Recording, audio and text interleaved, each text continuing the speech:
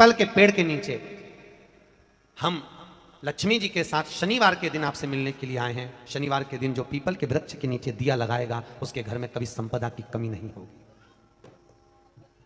सारे दिन पीपल के वृक्ष के नीचे हमारा निवास होगा। आज भी नियम है, जिसको शनि लग जाता है एक काजल की डिब्बी ले लो और काजल की डिब्बी को 21 बार उतार कर उसको एकांत में जाकर जंगल आदि में एकांत में किसी पेड़ के नीचे इतना सा खड्डा खोद कर उसमें काजल की डिब्बी को डाल दो और मिट्टी से पूर दो, उस व्यक्ति का शनि समाप्त हो जाता है। काशी विश्वनाथ का नाम लेकर काजल की डिब्बी को 21 बार उतार कर अगर काशी विश्वनाथ का नाम लेकर शनि वाले व्यक्ति को अगर पेड़ के नीचे दबा दे, शनि समाप्त। शनि उसको शनिवार के दिन जो पीपल के वृक्ष में सरसों के तेल का दीप लगाता है उसको शनि कभी परेशान नहीं करता। एक बात हमेशा ध्यान रखिएगा, मान लो अगर कोई भारी रोग ऐसा शनि महाराज के कारण हो गया हो, अच्छे काम करते करते उल्टे हो रहे हैं, होते हैं किसी किसी के साथ में, विपरीत परिस्थितियां आ जाती है, अच्छा करने जाओ बुरा हो जाता है, अच्छा कर्म करने जाओ बुरा हो जाता है। तो पीपल के वृक्ष की जो छाल होती है, छाल देखिए, पीपल के वृक्ष में जो छाल लगी होती है उस छाल को घिसकर चंदन बनाकर भगवान शंकर का स्नान कराकर अभिषेक कराकर पूजन कराने के बाद हमें पिपलेश्वर महादेव का नाम लेकर, कौन से महादेव? पिपलेश्वर महादेव का नाम लेकर वो जो घिसी हुई छाल होती है उस छाल का तिलक भगवान शंकर को लगा लो और उसी का थोड़ा सा भाग अपने कंठ पर मस्तक पर लगाना प्रारंभ कर दो। धीरे धीरे जो विपरीत दशा है वो सुधरना प्रारंभ हो जाती है। पर नाम याद रखना, पिपलेश्वर, जम के बोलिए, पिपलेश्वर महादेव। एक देवता ऐसे हैं जिन्होंने दूसरे का हिस्सा खाने का प्रयास करा था और आज भी उस देवता से दुनिया डरती है। और उन्होंने दूसरे का हिस्सा खाने का प्रयास करा था तो शंकर भगवान ने उसको भी नहीं छोड़ा। कौन से देवता? वो बाल्टी में हर शनिवार को आते हैं आपके यहाँ। कौन से? शनिदेव। उन्होंने क्या करा था? भगवान सूर्य नारायण ने अपने सारे पुत्रों को देखा, सारे पुत्रों को देखकर आज मेरे सूर्य नारायण भगवान बड़े सुखी, बड़े प्रसन्न। मेरा पुत्र शनि भी श्रेष्ठ है, मेरा पुत्र यम भी श्रेष्ठ है, सब ठीक है। आज भगवान सूर्य देवता ने अपने पुत्रों को बुलाकर कहा, आज मेरा मन कर रहा है कि मैं सारे लोगों का राज्य अपने पुत्रों को बांट दूं, सबको अपना अपना हिस्सा दे दूं। शनि महाराज जी को भी हिस्सा दे दिया गया। अब जब शनि महाराज जी को हिस्सा दे दिया तो शनि महाराज जी संतुष्ट नहीं हुए। दुनिया में ऐसे लोग बहुत सारे हैं जो संतुष्ट बहुत कम हो पाते हैं। शनिदेव के मन में संतुष्टि नहीं हुई। जब शनिदेव के मन में संतुष्टि नहीं हुई तो शनि महाराज उसी समय पर अपने सारे भाइयों का हिस्सा बटोरने लगे, उस पर कब्जा करने लगे तो सूर्य देवता की आंख में जल भर गया। कितना तेजवान सूर्य नारायण, कितने तेजवान,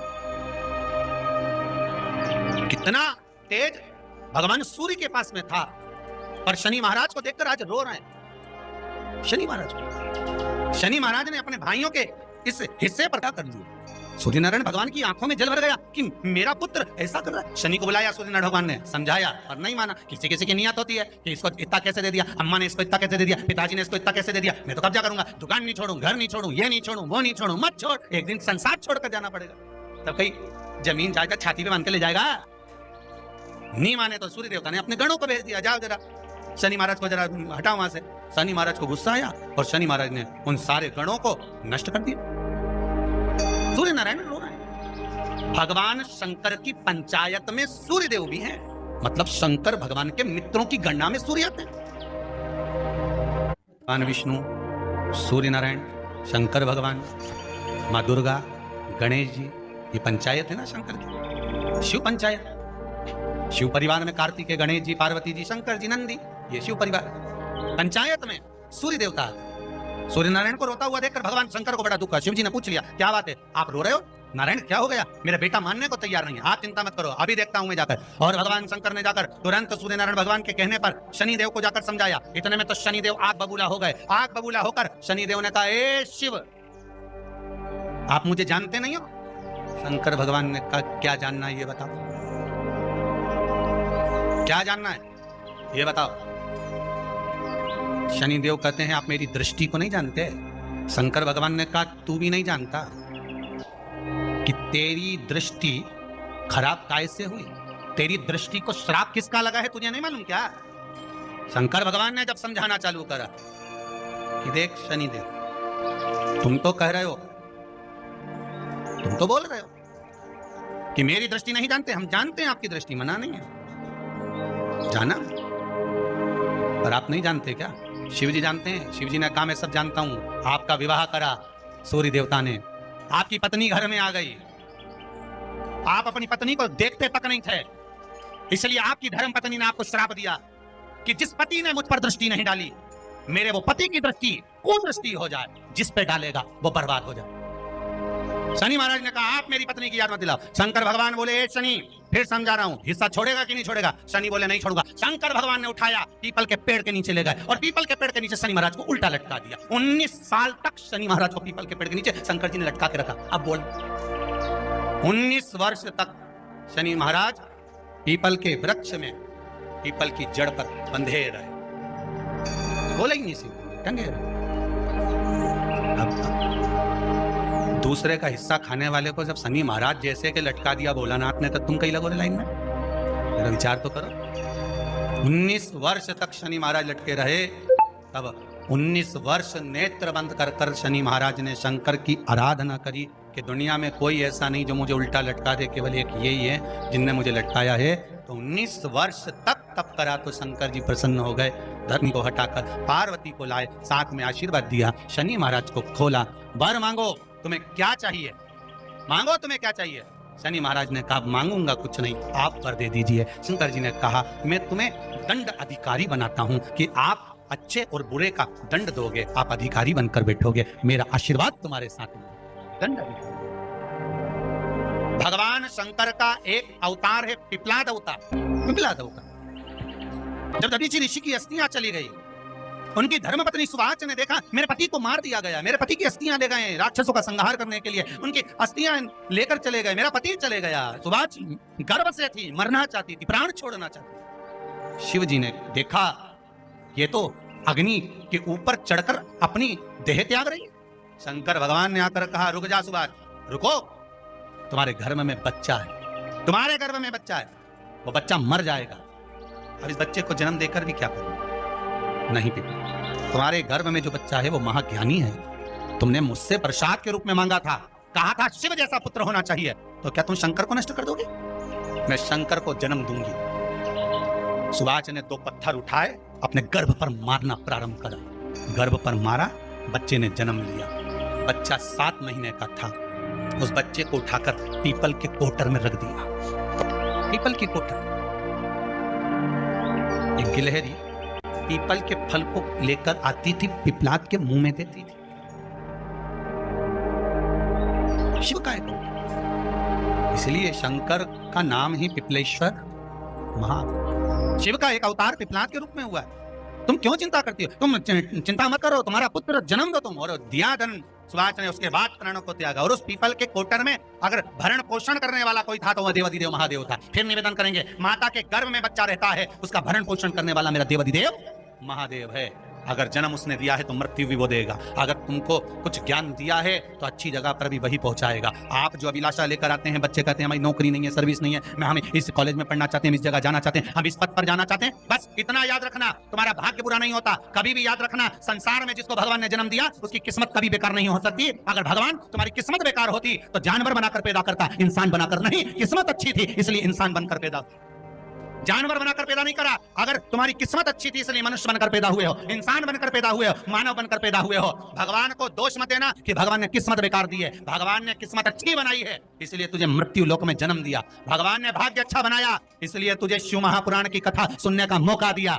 नहीं तो भाग्य में नहीं होती तो कहां से मिल जाती? किस्मत अच्छी है तो भगवान फिर नौकरी भी लगाएगा, धंधा भी करवाएगा, सर्विस भी कराएगा, विवाह भी करेगा, शादी भी करेगा, मकान भी बनाएगा, जायदाद भी देगा, संतान भी देगा। उसने दिया है पेट तो भरेगा वही। हम काय को अपने माथे पर ले? मैंने इतनी पढ़ाई कर ली, मैं इंजीनियर हो गया, मैं ये बन गया, मैंने तो ये कर लिया, उसके बाद भी मैं घर में बैठा हूँ, मेरा छोरा घर में बैठा, इतना पढ़ने के बाद बैठा। जन्म उसने दिया है, भाग्य उसका है, किस्मत उसकी है, तो कहो उसको कि शंकर का भजन कर, मंथन करे, मक्खन निकलेगा और घी भी जरूर बनेगा। हारना मती, जब तेरे 3.5 करोड़ बार गिनती मत करना, गिनती वो करेगा। तू तो भज, तू कुबेरेश्वर का स्मरण कर, तू महाकाल का स्मरण कर, तू काशी विश्वनाथ का स्मरण कर, तू महाकाल राजा का स्मरण करके तो देख, शिव का भजन कर, एक लोटा पानी ले जाकर रोज चढ़ा शंकर जी के मंदिर में जा। शिव से भजन करने में क्या देरी, नहीं जा सकता शिव मंदिर में जाने में। बच्चों को अगर शर्म आती हो तो बेलपत्री के पेड़ के नीचे पानी चढ़ाया, वो भी नहीं कर सकता तो पीपल के पेड़ के नीचे चढ़ाया, वो भी नहीं कर सकता तो आंवले के पेड़ के नीचे चढ़ाया। पर कहीं जुड़ तो सरी, एक बार साध तो सरी, पकड़ने का प्रयास तो करो परमात्मा। शनिवार का दिन है जिस दिन अपन इस दरिद्रता से मिलने के लिए पीपल के पेड़ के नीचे आए हैं। हिंदू धर्म में ये दिन पीपल के वृक्ष के लिए पूजनीय होगा। जो भी शनिवार के दिन पीपल के वृक्ष की पूजन करेगा, दूध चढ़ाएगा या मिष्ठान का भोग लगाएगा, लक्ष्मी और नारायण उसके घर में प्रवेश कर जाएगा। लक्ष्मी और नारायण उसके घर में प्रवेश करेगा, इसलिए नियम बनाया। कौन से दिन का? शनिवार। लक्ष्मी जी बोली नारायण आपने तो एक दिन का वार लिख दिया, शंकर जी ने 7 बार बनाए हैं, रविवार सोमवार मंगल बुध गुरु शुक्र और शनि, ये शिव जी ने बनाए। अब एक दिन आपने अपना बना लिया, बाकी के दिन अगर कोई इस पीपल के वृक्ष के नीचे आएगा और यहां तो दरिद्रता बैठी है तो उसका क्या होगा? भगवान नारायण बोले सुन दरिद्रता, तेरे से एक विनती है, अगर कोई भी मनुष्य इस पीपल के पेड़ के नीचे अगर 7 दिन में आता है और उसके हाथ में अगर कोई सामग्री होती है तो तू उसके घर में प्रवेश नहीं करेगी। नियम है पीपल के वृक्ष का, या तो पानी का लोटा लेकर जाओ, कुंकू का चोपड़ा लेकर जाओ, शक्कर लेकर जाओ, या पेड़ के नीचे चींटी को डालने के लिए आटा ले जाओ, पर खाली हाथ पीपल के वृक्ष के नीचे कभी मत जाओ, कभी नहीं जाओ। खाली हाथ जाओगे तो दरिद्रता तुम्हारे घर में प्रवेश करेगी। दरिद्रता उठकर खड़ी होकर बोली नारायण तुमने अपनी मनमानी करी है, एक दिन मुझे भी मेरा चाहिए। भगवान ने कहा बोल कौन सा दिन चाहिए? दरिद्रता कहती है रविवार के दिन इस पीपल के वृक्ष के नीचे मैं दिन भर नृत्य करूं, इसमें रहूं, और जो यहां आए रविवार को मैं उसके घर में प्रवेश करूं। भगवान ने कहा ठीक है। दरिद्रता रविवार का दिन एक ऐसा दिन रहेगा जिस दिन तू इस पीपल के वृक्ष के नीचे नृत्य करेगी और जो आएगा इस पीपल के वृक्ष के नीचे तो उसके साथ प्रवेश करेगी। मैंने तुझे वर दिया। इसलिए हमारे यहाँ केवल पीपल का वृक्ष अगर दीवार में भी लग जाता है ना, किसी की व्यक्ति की दीवार में, किसी के घर की दीवार में पीपल का वृक्ष अगर लग जाता है, पीपल का पौधा लग जाता है, उसको कितना भी तोड़ लो वो वापिस लग जाएगा, फिर तोड़ोगे फिर लग जाएगा। अगर पीपल के पौधे को तोड़ना है तो केवल रविवार का दिन एक नींबू, एक मिर्ची और बमूल का कांटा, ये 3 चीजें रखने के बाद में आधे घंटे बाद रविवार के दिन पीपल के पेड़ को उखाड़ कर फेंक दो। दूसरी बार कभी पीपल दीवार में लगता ही नहीं है, कभी नहीं लग सकता। केवल एक रविवार का, केवल एक संडे, इतवार का। घर में दीवानों पर अगर पीपल लग भी गया है, इसलिए पीपल के वृक्ष को उखाड़ने का, अगर घर में पीपल लगा हुआ है या पीपल का पौधा हमारे घर में लग गया, उसको उतारना, निकालना, लगाना, तो पीपल के वृक्ष को अगर निकाला जाता है तो रविवार के दिन, और अगर पीपल के वृक्ष को कहीं लगाया जाता है तो सोमवार के दिन या मंगलवार के दिन, बुधवार के दिन, इन दिनों में लगा सकते पीपल के वृक्ष कहीं लगाना। शनिवार का दिन एक ऐसा दिन होता है जिस दिन पीपल के वृक्ष को कहीं जाकर लगाया नहीं जाता, क्योंकि शनिवार के दिन पीपल के वृक्ष के नीचे लक्ष्मी रहती है। हम अपने हाथों से अगर पीपल का वृक्ष किसी दूसरी जगह पर शनिवार को रोपित करते हैं तो हमारे घर की लक्ष्मी अपने घर से छिन्न होकर चली जाती है। इसलिए शनिवार के दिन पीपल लगाया नहीं जाता, किसी के घर जाकर उसको वापस पलटा नहीं जाता। लग गया उसको। प्रभु मेरी धर्मपत्नी को कहाँ रखूं आप बताओ? वो तो जहां यज्ञ होता है, अनुष्ठान होता है, दान होता है, पुण्य होता है, सत्कर्म होता है, वहां जाने को तैयार नहीं। आप करूं क्या? भगवान ने बोला एक काम करो। दुर्वासा जी बोले जिसके यहां रात्रि में बर्तन झूठे पड़े रहते हो उसके घर में इस दरिद्रता को लेकर तुम प्रवेश कर जाना। जिसके यहां रात्रि में बर्तन झूठे पड़े हो वहां लेकर प्रवेश कर जाओ। दूसरी जगह दुर्वासा जी बोले जो स्त्री घर में दोपहर के समय पर सो रही हो उसके घर में इसको लेकर प्रवेश कर जाइए। जो स्त्री दोपहर के समय में घर पर सो रही हो इस दरिद्रता को लेकर प्रवेश कर जाइए। तीसरा, जिसके यहां पर दरवाजे पर कांटे वाले पौधे लगे हों उस घर में इस दरिद्रता को लेकर प्रवेश कर जाइए। दरिद्रता कितनी सुंदर बात कही है। दाता और विधाता कौन कौन? दाता और विधाता, लक्ष्मी और दरिद्रता के सगे भाई हैं। कौन कौन? दाता और विधाता। दाता को फिटकरी प्रिय है, विधाता को नमक प्रिय है। ये दोनों हमेशा लक्ष्मी को और दरिद्रता को दोनों को समझाते थे, दोनों में प्रेम बढ़ाते थे। आज भी हिंदू धर्म की रीति है। यहां तो ठीक है, जिसके यहां पर भी अगर थोड़ी सी भी परेशानी होती है, थोड़ा सा क्लेश होता है, अशांति होती है, लक्ष्मी नहीं टिक रही हो, काम नहीं बन रहे हो, बहुत प्रयास करा जा रहा हो और हमारा कार्य नहीं होता, तो क्या करते हैं? फिटकरी और नमक को पानी में डाल देते हैं और घर में पोछा लगा देते हैं। आप लोगों ने आजकल फेसबुक पे भी पढ़ा होगा, व्हाट्सएप पे पढ़ा होगा। तो क्यों लिखा उसमें? उसका कारण केवल इतना है कि दाता और विधाता की प्रियता उसमें। माता ख्याति के जो 4 बच्चे हुए उसमें जो 2 लड़के हैं दाता और विधाता, उसकी प्रियता उसमें। उसकी पूर्णता उस। अब दुर्वासा जी बोले अपनी धर्मपत्नी को वहां लेकर, जहां कांटेदार पौधे लगे हों वहां पर लेकर प्रवेश कर जाइए। कांटेदार पौधों में उस दरिद्रता का निवास हो गया। आए जब कष्ट, बहुत कष्ट का जीवन चल रहा हो, बहुत कष्ट की जिंदगी चल रही हो, ध्यान लगाना, अगर कष्ट का जीवन चल रहा हो, तकलीफ की जिंदगी चल रही हो, 5-7 सोमवार, या तो 5 सोमवार या 7 सोमवार, हाथ में दुर्वा, मान लो ये तुमने दुर्वा ले ली, हाथ में दुर्वा, एक बेलपत्र, और उसी हाथ में अपने घर का भरा हुआ 1 लोटा जल। पहले रखना है दुर्वा, फिर रखना है बेलपत्र, उसके बाद में हाथ में 1 लोटा जल, और दोनों हाथों का स्पर्श करते हुए जो अपना पूजन का कक्ष होता है घर के अंदर का, उस पूजन कक्ष की साक्षी में खड़े होकर अपने कुल देवता, पितृ देवता और अन्य देवताओं का स्मरण करते हुए, बाबा बहुत दुखी हूँ, बहुत तकलीफ में हूँ, बहुत कष्ट में हूँ, मेरा परिवार आज दुख तकलीफ में है, मेरा परिवार आज कष्ट में है, दुख में है, कष्ट में है। बाबा को अपने मन का भाव कहते हुए, हृदय से प्रार्थना करते हुए अपने घर के मंदिर से निकलकर फिर उस जल को लेकर शिवालय तक जाओ और दक्षिण की ओर खड़े होकर उत्तर की ओर मुख कर जल समर्पित करो। बेलपत्र और दुर्वा दोनों को अशोक सुंदरी वाली जगह पर चढ़ा दीजिए। अशोक सुंदरी की जगह तो सबको मालूम है ना, अशोक सुंदरी वाली जगह पर उस बेलपत्र और दुर्वा को समर्पित कर दो। चढ़ा हुआ थोड़ा सा जल लेकर आओ, घर के दरवाजे पर उसका छींटा दे दो, लेपन कर दो, और बाबा से 5 सोमवार नियम से आप दुर्वा, बेलपत्र और जल का प्रयोग अगर करोगे, 5 सोमवार पूर्ण होंगे, जो तुम्हारा दुख है वो समाप्त जरूर होगा। शिव करुणा जरूर होगा, शिव कृपा जरूर। बस इसमें 3 चीजों का स्मरण रखिएगा, 3 चीजों शिव पुराण कर रही है, इसमें 3 चीजों का स्मरण करिए। पहले नंबर पर दुर्वा, दूसरे नंबर पर बेलपत्र, और तीसरे नंबर पर जब जल चढ़ाकर वापिस आओ तो अपने घर में प्रवेश के पहले देहली पर, चौखट पर भगवान शंकर के अपने घर के द्वार पर शिव का नाम लेकर जल का सिंचन। 3, शिव जी की करुणा का गुणगान करने के लिए 3, जब आप तकलीफ में होते हो तो 3, शंकर को जल चढ़ाने वाला, 1 लोटा जल चढ़ाने वाले के पास 3 को भगवान शिव अवश्य भेजते हैं। दुख को समाप्त करने से पहले 3 को मेरा शंकर आपके दरवाजे पर जरूर भेजता है। पहले नंबर पर मां आद्य शक्ति दुर्गा को आपकी पड़ोसन के रूप में, आपके रिश्तेदार के रूप में, आपके कुटुंबी के रूप में, आपके संबंधियों के रूप में, किसी ना किसी के रूप में आपके पास भेजकर बोलेंगे, क्यों घबराती हो, क्यों चिंता करती हो, क्यों टेंशन लेती हो।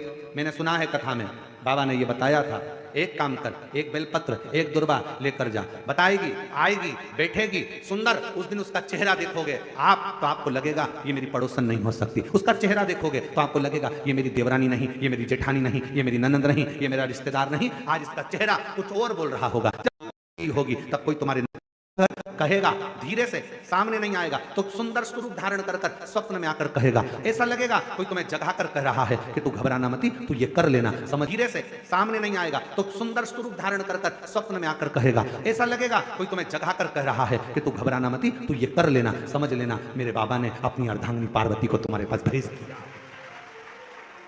मेरे शिव ने अपनी पत्नी को तुम्हारे पास भेज दिया, अपनी अर्धांगिनी। दूसरे नंबर पर मेरे भोले बाबा, मेरे शंकर, मेरे त्रिकालदर्शी, मेरे करुणा सागर, मेरे शंकर दूसरे नंबर पर अपने गण भृंगी को भेज देते। शिव जी के गण श्रृंगी और भृंगी का कर्म क्या? श्रृंगी शिव से दूर नहीं होता और भृंगी शिव जी की आज्ञा पाकर शंकर के भक्त के पास जाकर बैठता है। शिव जी अपने दूसरे पात्र को भेजते हैं भृंगी को। भृंगी दूसरे नंबर पर जाता है, उसका काम क्या है? भृंगी का कर्म क्या है? तो कहा भृंगी कभी भी सामने अपने प्रतिबिंब से नहीं आता, किसी का स्वरूप धर कर नहीं आता। भृंगी आपके हृदय में आकर भीतर से बोलने का प्रयास करता है। यह काम गलत हो रहा है, इसको रोक ले। तेरा मन से अंदर से बोलने का प्रयास करेगा, एक काम कर, तू वहां चले जा, ऐसा हो सकता है, तू ऐसा कर ले, तू वैसा कर ले, वो बताने का प्रयास करेगा, वो आपको ले जाने का प्रयास करेगा, उस तक ले जाने का प्रयास करेगा कि ये कर्म कर, ये कर्म। दूसरे नंबर पर भृंगी आपके मन की वाणी को शिव तक पहुंचाने का प्रयास करेगा। और तीसरे नंबर पर भगवान शंकर अपने भक्त का दुख हरने से पहले तीसरे नंबर पर भेज देते हैं अपने नंदीश्वर को, अपने नंदीगण को मेरे शिव भेजते हैं। नंदी का काम क्या है? जैसे ही नंदी आता है, कोई व्यक्ति के रूप में, किसी रूप में, किसी फोन के रूप में, किसी कॉल के रूप में, किसी पत्र के रूप में, किसी मैसेज के रूप में, जब नंदी तुम्हारे घर में प्रवेश करता है तब वो तुम्हारे रास्ते को क्लीन कर देता है, रास्ते को साफ कर देता है, उसको मार्ग को प्रशस्त कर देता है। आप दिल से उससे कहो, जहां तार ना जुड़े, कोई कई जगह कहे ना, अभी हमने कहा कि हमारे बच्चे कहे यहां पर सिग्नल मिल रहा है, कोई कहे वहां सिग्नल मिल रहा है। अगर सारी दुनिया से हार गए तो फिर एक जगह पर जाकर सिग्नल मिलाना। एक बार शिव महापुराण की कथा में पहुंचकर बाबा देवादिदेव महादेव से अपने मन की बात कहकर तभी योग बन जाए। तो उस कथा में आसन बिछाकर जमीन पर अपना आसन डालकर ये नहीं सोचना कि मैं वीआईपी कितनी हूं, मुझे कहां बैठना चाहिए, कहां रहना चाहिए। एक बार उस पवित्र प्रांगण में जहां बाबा की कथा हो रही हो, जहां बाबा कुबेर भंडारी का आनंदमय कथा का तत्व ग्रहण करने को मिल जाए, वहीं पर रात्रि विश्राम कर कर बाबा से अपने दिल की बात कहकर अपने मन की बात जरूर कहना। ये निश्चित है मेरे बाबा से तुम्हारा सिग्नल जरूर मिलेगा और शिव आपकी बात को स्वीकार जरूर करेगा, शिव सुनेगा। भगवान देवादिदेव महादेव को जल चढ़ाते हैं, उसके 5 अलग अलग तरीके हैं। बहुत सावधानी से सुनना कथा, आपकी और हमारी जिंदगी की सार्थकता को सिद्ध करने वाली कथा। आज पंजाब की इस पवित्र भूमि पर अगर यह प्रसंग निकला है तो इसको आप अगर सुनेंगे तो आपका जीवन सार्थक होगा। शिव जी को 5 तरह से जल चढ़ाने का तरीका है। जैसे पंचामृत होता है, दूध, दही, शहद, घी, शक्कर, ये सब पंचामृत के अंतर्गत आते हैं। उसी तरह शंकर जी को 5 तरह से जल चढ़ाने का क्रम वर्णित किया गया। अब उसको समझेंगे, बहुत सावधानी से समझिएगा। पहला, जल लेकर आए, सीधे डायरेक्ट शंकर भगवान के शिवलिंग पर चढ़ा दिया। यह प्रथम जल का चढ़ाने का तरीका। दूसरा, जहां से पानी बहकर जाता है, जहां से जल बहकर जा रहा है, उसके ठीक विपरीत जल उत्तर में जा रहा है। आप दक्षिण में खड़े होंगे और दक्षिण में खड़े होकर उत्तर की ओर मुख करेंगे और शिव जी को जल समर्पित करेंगे। यह रोग मुक्ति करने वाला है और हमारे रोग पर हमें विजय प्रदान करने वाला है। यह जल चढ़ाने का। एक सीधे मंदिर में गए, लोटा भर कर जल उठाया, शिव जी को चढ़ा दिया। दूसरा जल, जहां से पानी बहता है, शिव जी का चढ़ा हुआ जल जहां से बहकर जाता है, उसके ठीक विपरीत में शिव जी का जल इधर जा रहा है तो तुम यहां खड़े हो, तुम यहां बैठो, यहां मत बैठना, यहां मत बैठना, इधर बैठो। अगर रोग का निवारण है तो यहां बैठकर। तीसरा, अशोक सुंदरी से जल चढ़ाते चढ़ाते शिवलिंग तक लेकर जाना और शंकर भगवान के शिवलिंग पर पूर्ण जल समर्पित करना। यह तीसरा तरीका। यह कार्य की सिद्धता के लिए। हम जब किसी से आस न लगाकर परमात्मा से विनती करते हैं तो वो विनती करने का तरीका तीसरा। चौथा, शिव जी पे चढ़ा हुआ जल 5 जगह पर समर्पित करना। गणेश जी, कार्तिकेय, अशोक सुंदरी, शिवलिंग और जलाधारी। ये चौथा क्रम है। जब जिस नारी का, जैसे मेरा नाम मोनिका है, मेरे पति का नाम संजय सिंह है, मैं दिल्ली स्वरूप नगर के निवासी हूं, मेरा फोन नंबर ये है। कहीं बैठी हैं? मैं बाबू को लाए हैं क्या? नहीं लाए? ठीक है, मैं प्रणाम करने के लिए लाई हूं। गुरुदेव, बाबा बाबा है, बैठिए बहन। शिव तत्व है। एक जल चढ़ाने का तरीका, शिव जी को हम जो जल चढ़ाते हैं उसका एक तरीका भी हमारी जिंदगी में अगर हमने उसको स्मरण में रख लिया तो हमारी कार्य की सिद्धता को सिद्ध कर देता है, हमें सफलता की ओर लेकर चले जाता है। सीधे जल चढ़ाना, दक्षिण में बैठकर उत्तर की ओर मुख कर कर जल चढ़ाना, अशोक सुंदरी से लेकर शिवलिंग तक जल चढ़ाना, 5 स्थान पर गणेश, कार्तिकेय, अशोक सुंदरी, जलाधारी, शिवलिंग पर जल चढ़ाना 5 स्थान पर। ये चौथे नंबर का। और 5वां जल समर्पित करना, 5वें नंबर का।